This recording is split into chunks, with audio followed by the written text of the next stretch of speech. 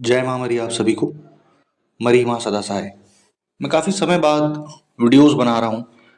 इसके दो मुख्य कारण हैं। पहली चीज़ कि मैं किसी कार्य में थोड़ा फंसा हुआ था, बिजी था।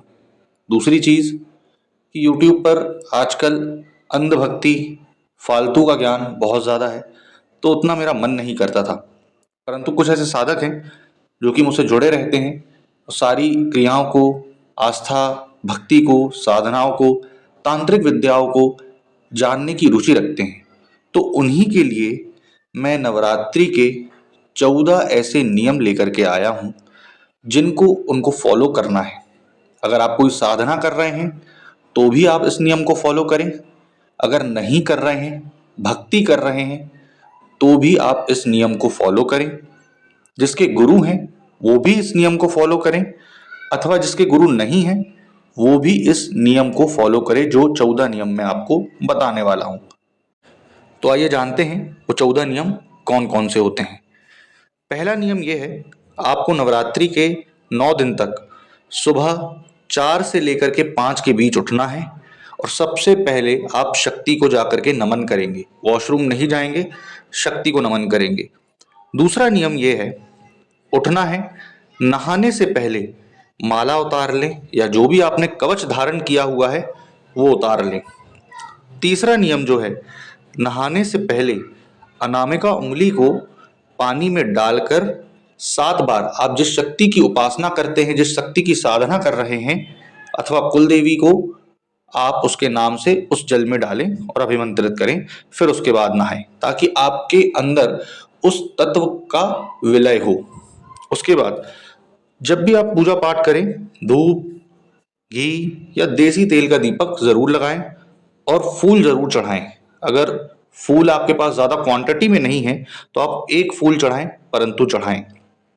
उसके बाद पूजा करने जब भी बैठे, साधना करने जब भी बैठे, गणेश मंत्र और शिव मंत्र और गुरु मंत्र का जाप जरूर करें। कुल देवी देवता का ध्यान जरूर करें, जाप जरूर करें। उसके बाद ही कोई साधना चालू करें। बिना आसन के कभी भी आपको मंत्र ना जपना है, ना ध्यान करना है। ठीक। सातवां जो है, आसन अगर आपके पास कोई नहीं है, जब भी आप पूजा कर रहे हैं तो विदाउट आसन पूजा ना करें। लाल या सफेद आसन लगा करके पूजा करें। जब भी आप पूजा करने बैठ रहे हैं, चाहे वो रात्रिकालीन हो, चाहे वो सुबह हो, या आप दोनों टाइम भी पूजा कर रहे हैं नवरात्र में, तो माला अथवा कवच को पूजा स्थान पर रखें। फिर पूजा के बाद या साधना के बाद उसको फिर से धारण कर लें। इससे उसमें एनर्जी और बढ़ेगी। आठवां नियम जो कहता है, नाखून और बाल ना काटना। 9 के 9 दिन आपको नाखून और बाल नहीं काटना है। ठीक। जितना हो सके इस चीज से बचें। 10वां नियम जो कहता है, तामसिकता का त्याग। मांस, मटन, मीट, शराब, मदिरा, तंबाकू, बीड़ी, सिगरेट, गुटखा, ये सारी चीजों से 9 दिन आपको परहेज करना है। जब तक आपकी साधना कंप्लीट नहीं होती, जब तक आपका हवन कंप्लीट नहीं होता, या फिर 9 दिन जो भी आप भक्ति कर रहे हैं वो कंप्लीट नहीं होती। रात्रि के बाद जब आप फलाहार करते हैं, जो कि 11वां नियम है, तो फलाहार इस तरीके का रखें जो कि हल्का हो। बहुत ज्यादा हैवी फूड कंज्यूम ना करें। इससे आपका पूजा पाठ में मन नहीं लगेगा, साधना में मन नहीं लगेगा, क्योंकि पेट हैवी हो जाएगा। और उसके बाद का नियम जो 12वां है वो है, जब भी आप रात्रिकालीन में सोएं, 9 के 9 दिन नवरात्रि के, धूप दीप अगरबत्ती लगा करके सोएं। अगर धूप लगा रहे हैं तो एक, अगरबत्ती लगा रहे हैं तो 9 अगरबत्ती नवदुर्गा के नाम से। 13वां नियम जो कहता है कि आप अगर साधना कर रहे हैं तो सोने से पहले 11 बार उस मंत्र का जाप करें।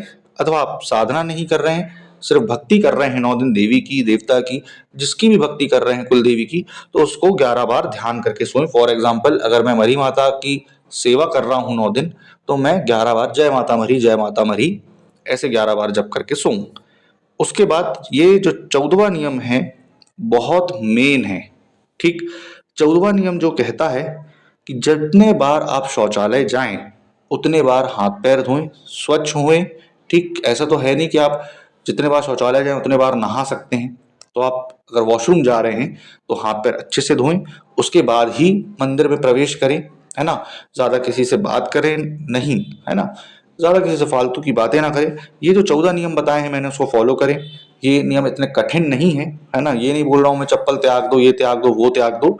सिर्फ इतने नियम फॉलो करें, आपको अवश्य ही साधना में बहुत जल्दी 9 के 9 दिन में आपको सफलता भी मिलेगी, प्रत्यक्षीकरण दर्शन भी होंगे, सारी चीज़ें होंगी, है ना? नवरात्रि से रिलेटेड मैंने ऑलरेडी बहुत सारी साधनाएँ डाली हुई हैं, जिसको आप मेरे यूट्यूब चैनल पर देख सकते हैं और हमसे संपर्क कर सकते हैं। तो आशा करूँगा आपको जानकारी पसंद आई होगी। जय माता मरी।